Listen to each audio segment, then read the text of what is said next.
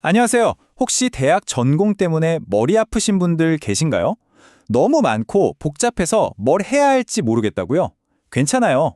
오늘 제가 여러분 손에 딱 맞는 아주 명확한 탐험 지도 하나를 쥐어드릴게요. 맞아요. 그 기분 저도 알아요. 학과 이름은 왜 이렇게 다 비슷비슷하고 어려운지. 이게 다 뭐지? 나는 도대체 뭘 좋아하고 잘하는 걸까? 이런 생각들로 머릿속이 복잡하셨죠? 정말 끝이 안 보이는 숲속을 혼자 걷는 기분, 딱 그럴 거예요. 그런데 말이죠. 이 모든 복잡함을 한 방에 정리해줄 마법 같은 숫자가 하나 있습니다. 바로 숫자 7이에요. 네? 7이요? 네, 맞아요. 이 숫자 하나만 기억하시면 여러분의 그 막막했던 고민이 풀리는 첫 번째 열쇠를 쥐게 되는 겁니다. 자, 이 7이라는 숫자의 비밀은 바로 7개의 계열입니다. 이게 바로 여러분의 탐험 지도가 되어줄 거예요. 뭐냐면 우리나라의 수많은 대학 전공들을 딱 7개의 큰 덩어리로 묶어놓은 거라고 생각하시면 돼요. 한국교육개발원에서 그렇게 분류했더라고요. 마치 세계 지도에 있는 7개의 대륙 같은 거죠. 이 대륙들만 딱 파악하고 나면 그 안에 있는 수많은 나라, 즉 전공들을 찾아가는 게 훨씬 쉬워지지 않겠어요? 자, 그럼 지도 한번 펼쳐볼까요? 첫 번째 대륙으로 같이 떠나보시죠.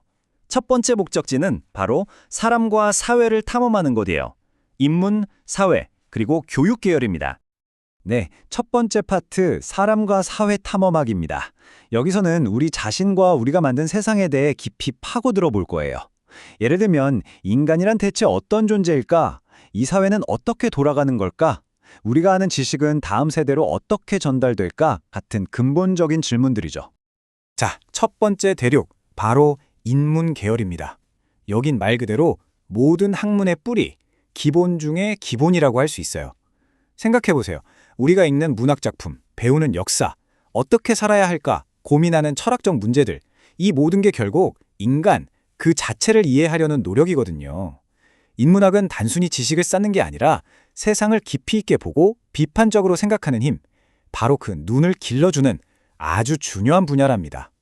인문계열이라고 하면 보통 국어 국문학과나 사학과, 철학과 같은 걸 떠올리시죠? 물론 맞습니다.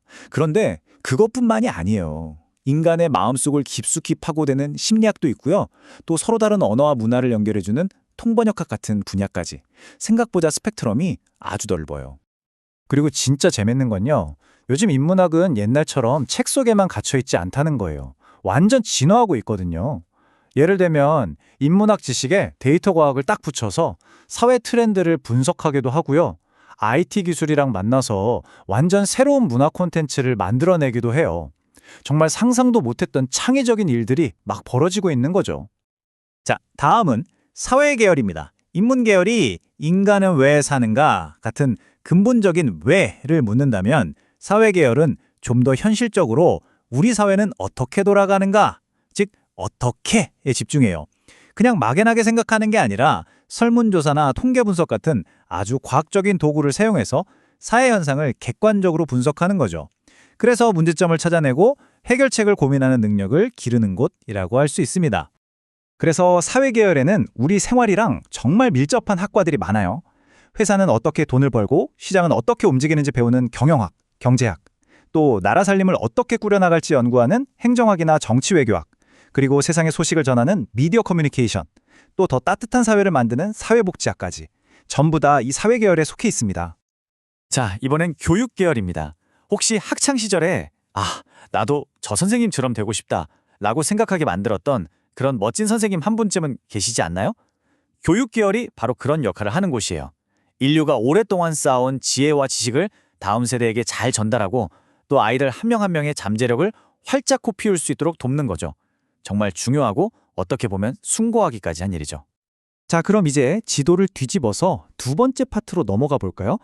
지금까지는 사람과 사회를 봤다면 이제부터는 세상을 직접 만들고 자연의 원리를 파헤치고 또 생명을 다루는 과학과 기술의 대륙으로 떠나볼 겁니다. 공학, 자연과학, 의학, 그리고 예체능 계열까지 아주 스케일이 크죠. 이 중에서 가장 핵심적인 분야들부터 하나씩 짚어볼게요. 네, 파트 2. 과학기술을 이끌다입니다. 여기서는 말 그대로 미래를 만들고 자연의 비밀을 푸는 학문들이죠. 이런 혁신적인 분야들이 우리 삶을 지금 그리고 앞으로 어떻게 바꿔나갈지 한번 들여다보겠습니다. 자, 그 첫 번째 주자는 바로 공학 계열입니다. 공학의 매력은 뭐냐면요. 그냥 머릿속으로 아는 것에서 끝나는 게 아니라는 거예요.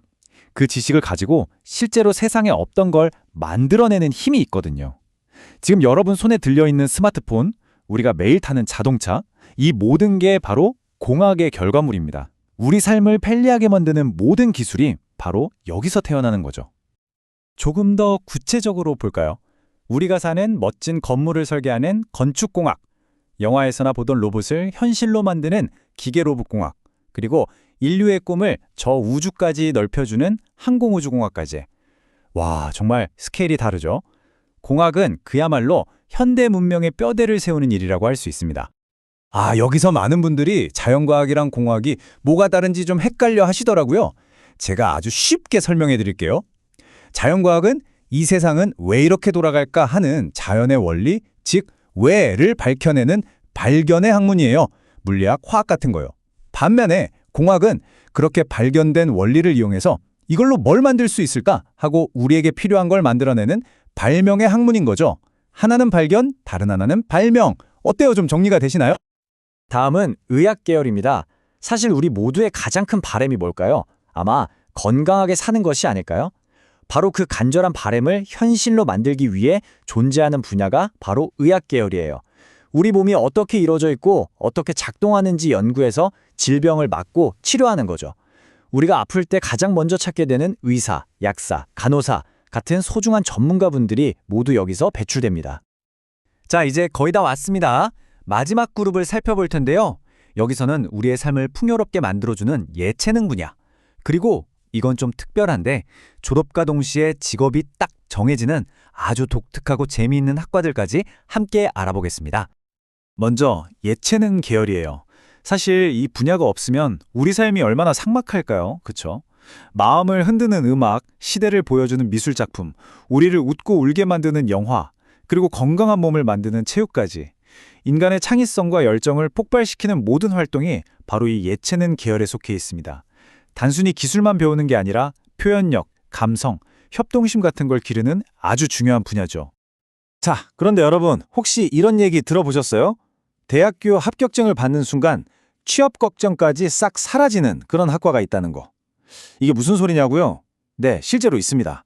바로 계약학과라고 불리는 아주 특별한 곳들이에요. 특히 군대랑 연계된 계약학과들이 좀 독특해요. 여기 표에 나온 것처럼 예를 들어 아주대학교의 국방 디지털 융합학과에 들어가면 졸업 후에 공군 정보통신 장교가 되는 거예요. 대박이죠? 심지어 다니는 동안 등록금은 전액 지원받고 졸업 후에는 7년간 복무를 하는 조건입니다.